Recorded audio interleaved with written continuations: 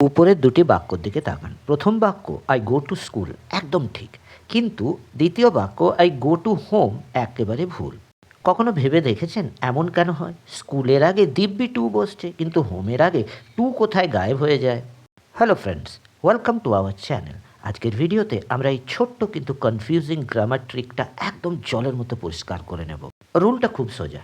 ইংরেজিতে টু হলো একটি প্রিপোজিশন, যা সাধারণত কোনো জায়গার নাম বা নাউনের আগে বসে ডিরেকশন বা গন্তব্য বোঝাতে। যেমন আই গো টু স্কুল বা he is going to the market. এখানে স্কুল বা মার্কেট হলো নাউন, তাই তার আগে টু বসছে। কিন্তু আই গো হোম বাক্যে হোম কোনো নাউন হিসেবে কাজ করে না। এখানে এটি কাজ করে অ্যাডভার্ব বা প্লেস বা স্থানসূচক ক্রিয়া বিশেষণ হিসাবে।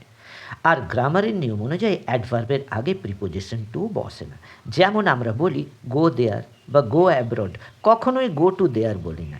ঠিক একইভাবে গো হোম হয়, গো টু হোম নয়। তবে দাঁড়ান, একটা মজার ব্যতিক্রম আছে। হোমের আগে টু বসানো যায় যদি তার আগে কোনো পজিটিভ অ্যাডজেক্টিভ থাকে, অর্থাৎ মাই, ইয়র, হিজ, হার ইত্যাদি। কারণ তখন হোম বাক্যটিতে আবার নাউনের ভূমিকা পালন করে। যেমন আপনি বলতে পারেন I am going to my home বা he went to his home. এগুলো একদম ঠিক। শুধু হোম থাকলে টু বসবে না, কিন্তু মাই হোম বা হিজ হোম থাকলে টু বসবে। আশা করি এরপর গো হোম আর গো টু স্কুল নিয়ে কোনো কনফিউশন থাকবে না। আজকের এই ছোট্ট লেসনটি ভালো লাগলে ভিডিওটিতে একটি লাইক দিন, বন্ধুদের সাথে শেয়ার করুন, আর ইংরেজি গ্রামার এমন সহজভাবে শিখতে আমাদের চ্যানেলটি সাবস্ক্রাইব করুন। দেখা হচ্ছে পরের ভিডিওতে। Keep learning.